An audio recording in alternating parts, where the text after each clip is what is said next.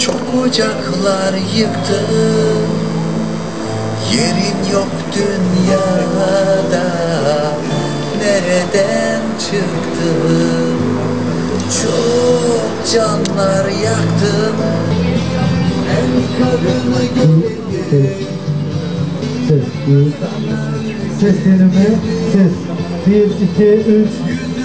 Ses açsana. Hey, say. Hey. You just control the ses. Ve yıl 2023, ümmetin gülistanına vahşiler dadanmış. Tasmaları güllerimin yüreğine saplanmış. Harabeler içinde parçalanmış bedenler, kadınlar, yaşlılar ve körpecik bebekler. Ümitler yitirilmemişse Gazze'de, kimyasal bombalar, ateş saçan füzeler gam değil. Kılır hastaneler, yükseliyorsa şehadetler, kan akan dudaklardan. Allah bize yeter, Allah bize yeter, gam değil. Şehadetin taçları alınlara çatılır, şahlanır karşısında zalimin. Direnir, vurur, vurulur. Toplu ölümlerimiz hayat veriyorsa bu ümmete, geçeriz biz canımızdan. Dilsiz şeytan olurlar Siyonist çapulcuların vahşetlerine. Küfür tek millettir hakikati tecelli ediyorsa. Çocukları, anaların feryatlarını unutturacak mı? O imzaları atan eller... Vur, vur, vur, vur, emperyaliste vur. Vur, vur, vur, vur, diktatörlere vur. Güneşin, sen de harmanın, isyan ateşi, hüküm şafağı, dan cesaretin. İşte burası, katillerin yuvası. Katil İsrail, katil ABD. Katil İsrail, katil ABD. Bugün 7 Ekim Aksa tufanının 234. günü. Maalesef Gazze'li kardeşlerimiz güneye refaha sığınmışken dün katil İsrail'in bombalarıyla çadırlarında yanarak can verdiler.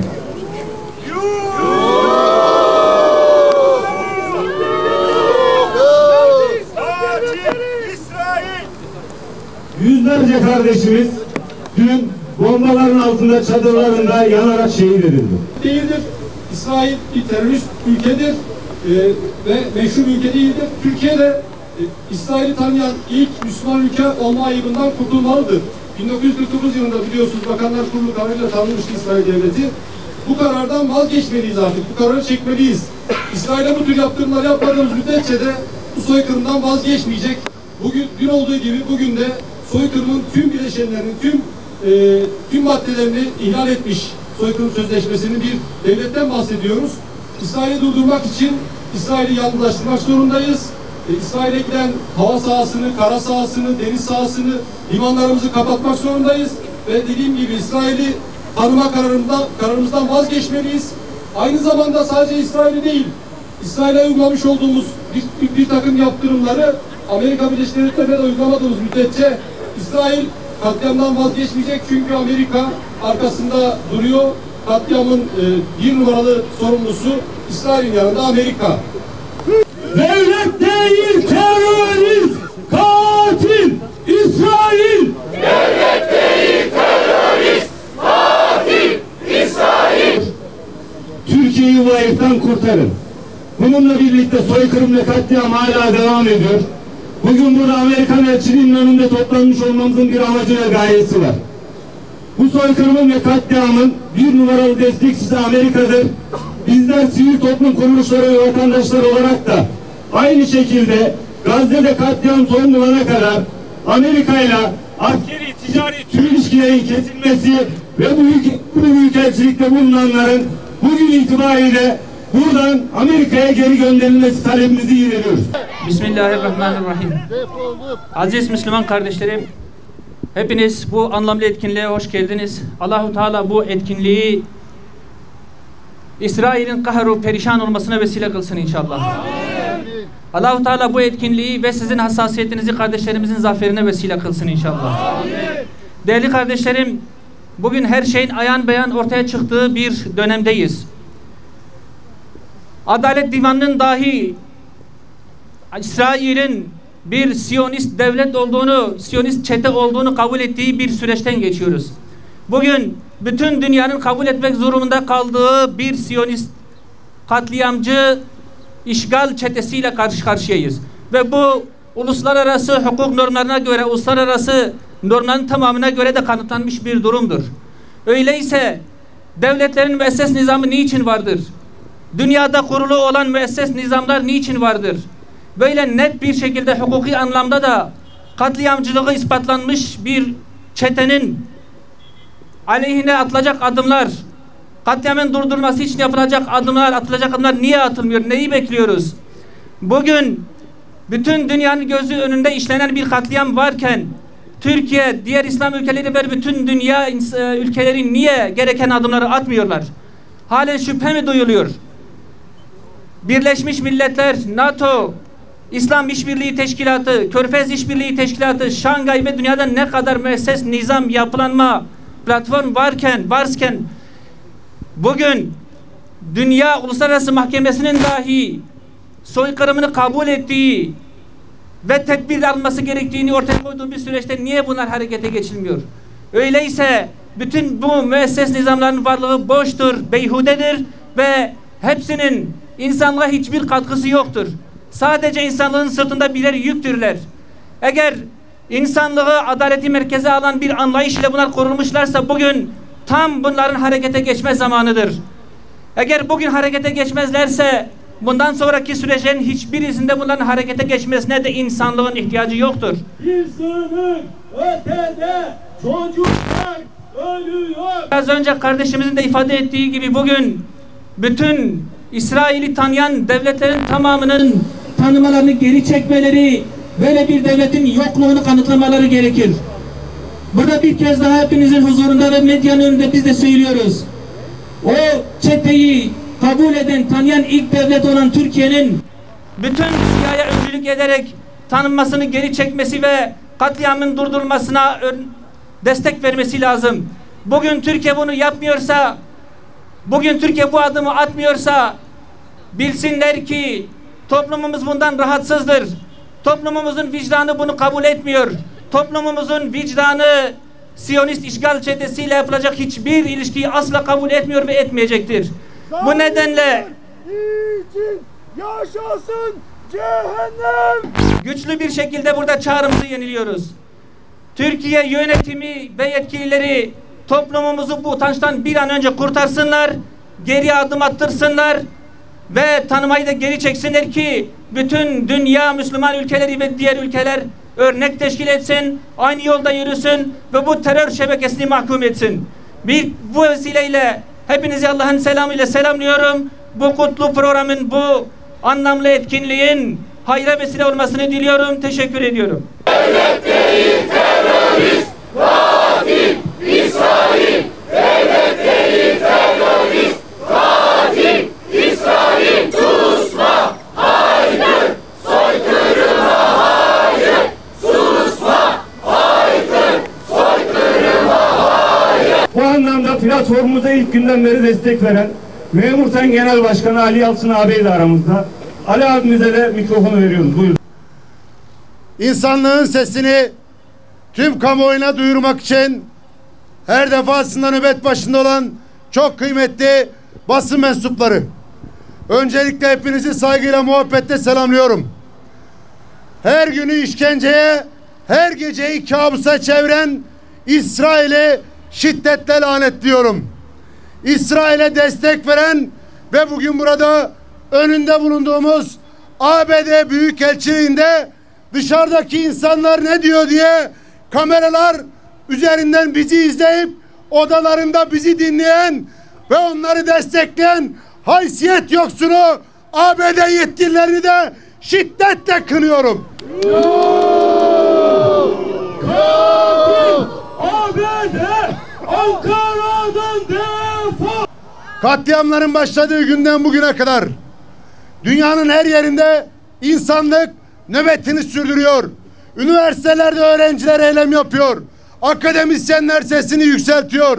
Batı başkentleri başta olmak üzere dünyanın her yerinde, Türkiye'nin tüm illerinde sivil inisiyatif insanlık adasını ayakta tutmak için üzerine düşeni yapmaya devam ediyor. Devletler buna duyarlı davranarak BM'de gündem yapıyor, karar almaya çalışıyor. Ama dünyanın beşli çetesinin başını çeken ABD her defasında veto ederek oradaki katliamın birinci derece sorumlusu olduğunu her defasında teyit ediyor. Onun için burada İsrail'le beraber katil sürüsünü cesaretlendiren ABD'yi de lanetliyoruz. İnsanlık onuru Siyonizmi yenecek. İnsanlık onuru Siyonizmi yenecek. Bir sınır ötede çocuklar yanıyor. Bir sınır ötede çocuklar yanıyor. Devlet değil terörist, katil İsrail. Devlet değil terörist, katil İsrail.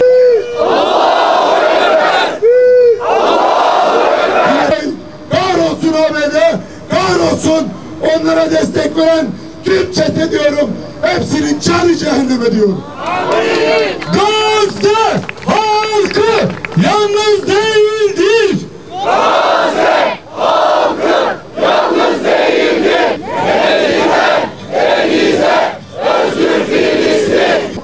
İsrail'in oradaki silahlı askerlerine yönelik kendi hayatını feda eden ve daha 3 gün önce cenazesi ülkemize ulaşan Aksa şehidimiz Şanlıurfalı Hasan Saklanan kardeşimiz için Hasan Saklanan! Hurra! Şehit Hasan Saklanan! Hurra! Şehit Hasan Saklanan! Hurra! Gazze'nin ve Filistin'in özgürlüğü için bir taş olsun ve bizlere de bu yolda yürümeyi nasip etsin. Amin. Bugün burada dün gerçekleşen çadır katliamlarına yönelik Ankara Filistin Dayanışma Platformumuzun basına yönelik basın açıklamasını Peygamber Sevdalıları Derneği adına Mustafa Karakaş hocam yapacak. Hocam buyur. Siyonist terör şebekesinin onlarca yıldır sürdürdüğü katliamlar silsilesi son günlerde ümmetin sessizliğinden alınan cesaretle hızlandırılmıştır. Sivil yerleşim yerleri, güvenli denilen bölgeler bile bombalanmaktadır. Özellikle çocuk ve kadınlara yönelik bir toplu imha süreci yürütülmektedir. İslam dünyasının parçalı hali, emperyalist Batı bloğunun ve özellikle Amerika'nın desteğiyle Siyonist çeteler emellerine ulaşmak için her tarafı yakıp yıkmaktadır. Peki asıl hedef nedir? 1917 yılında halksız topraklar diye tabir ettikleri Filistin'e göç ettiklerinde hedef ne idiyse şimdi de odur. Deryasin'de, El Halil'de, Sabra Şatilla'da hedef ne idiyse şimdi de odur. 1948 savaşında, 1967'de, 1973'te hedef ne idiyse şimdi de odur. Kısa vadedeki hedefleri Mescid-i Aksa'yı ele geçirmek ve yıkmaktır. Uzun vadedeki hedefleri ise Arz-ı Mev'ud projesiyle İslam dünyasının tam merkezine yerleşmek ve bir Siyonist imparatorluk kurmaktır. Günlerdir kadın ve çocukları katlediyorlar. Bu katliamlara rağmen batılı emperyalist güçlerin İsrail'e verdiği destek sadece Gazze'li Müslümanların değil, bütün bir insanlığın tehdit altında olduğunu göstermektedir. İsrail insanlığı goyimleştirmek, yani köleleştirmek isteyen bir ifsat ve şer şebekesidir.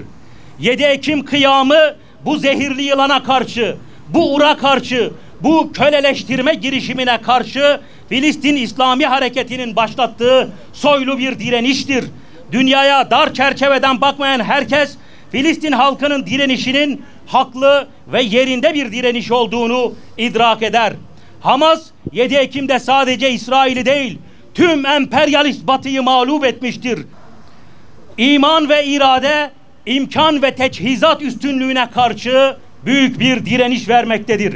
Bugün dünyanın dört yanındaki özgür ruhlu bireyler Filistin halkının yanındadır. Her ne kadar devletler halklarının iradesine uygun bir siyaset uygulamasa da üniversiteler, meydanlar Filistin halkının yanındadır. Siyonist terör çetesi İslami direnişe karşı üstünlük sağlayamayacağını anlayınca çadırları bombalamaktadır. Uluslararası Adalet Divanı'nın Siyonist teröristlere yönelik saldırıları durdurma çağrısından hemen sonra Filistinli kardeşlerimizin Birleşmiş Milletler Filistinli Mültecilere Yardım ve Bayındırlık Ajansı depolarının bulunduğu bölgenin yakınlarındaki çadırlara yönelik bombardımanda onlarca kardeşimiz yanarak şehit oldu. Siyonist çetenin ne ahlaki kriterleri vardır, ne kuralları vardır, ne de hukuk tanır. Artık kelimeleri israf etmenin hiçbir manası yoktur. Siyonist çete bugüne kadar sözden anlamadığı gibi bundan sonra da hiçbir sözlü uyarıya kulak asmayacaktır. Söz bitti. Siyonistlerin anladığı tek bir yol vardır. O da cihad-ı ekberdir. Müslüman orduların tekbir! Allahu Ekber! Tekbir! Allahu Ekber! Tekbir! Zalimler için yaşasın cehennem! Evet, Siyonistlerin anladığı tek bir yol vardır. O da cihad-ı ekberdir. Müslüman orduların kuzeyden güneye, doğudan batıya Tel Aviv'in üzerine yürümesidir. 21. yüzyılda gözlerimizin önünde bir Ashab-ı Uhdud katliamı yaşanmaktadır. Bu zulme sessiz kalmak insanlıktan vazgeçmek demektir. İnsanlık Gazze katliamı ile net bir şekilde Siyonizmin terörizm olduğunu anlamıştır. Gazze direnişi insanlığın ve ümmetin Çanakkale savunmasıdır. 100 yıl önce 15 yaşındaki çocuklar ümmetin merkezi emperyalizm tarafından işgal edilmesin diye nasıl ki bedenlerini İslam'a siper ettiler, nasıl ki kadınlar çocuklarına örtmesi gereken bezleri topların üzerine örttüler. Bugün de Gazze'li yiğitler sadece kendilerini değil, ümmetin geleceğini savunma adına her gün can vermektedirler. Biz Ankaralı sivil toplum kuruluşları olarak Siyonist rejimin barbarlıklarını telin etmeye, ona destek veren firmaları boykot etmeye devam edeceğiz. Zulmün olduğu yerde tarafsız kalmayacağız. Gazze halkı yalnız değildir. Susma! Haykır! Soykırıma hayır! Susma! Haykır! Soykırıma hayır! Şu an Türkiye'de tüm şehirlerimiz dün yaşanan Refah çadır katliamını terörist İsrail'i ve terörist ABD'yi lanetlemek için meydanlarda. Buradan taleplerimizi yenileyerek programımızı bitirmek istiyoruz. Biz İsrail'in katliamlarının bitmeyeceğini ilk günden söyleyerek İsrail'le tüm ticari, askeri ve diplomatik ilişkilerin kesilmesi yönündeki taleplerimizi ilk günden beri haykırdık ve son tahlilde ülkemiz ve bazı vicdanlı ülkeler bu sese kulak verdiler. Bugün buradan tekrar haykırıyoruz. ABD bu katliamın ve Siyonizmin tetikçisi, finansörü ve ortağıdır. Bu katliamlar durana kadar buradaki tüm diplomatik temsilciliklerinin kapatılması ve bunların derhal ABD'ye gönderilmesini talep ediyoruz.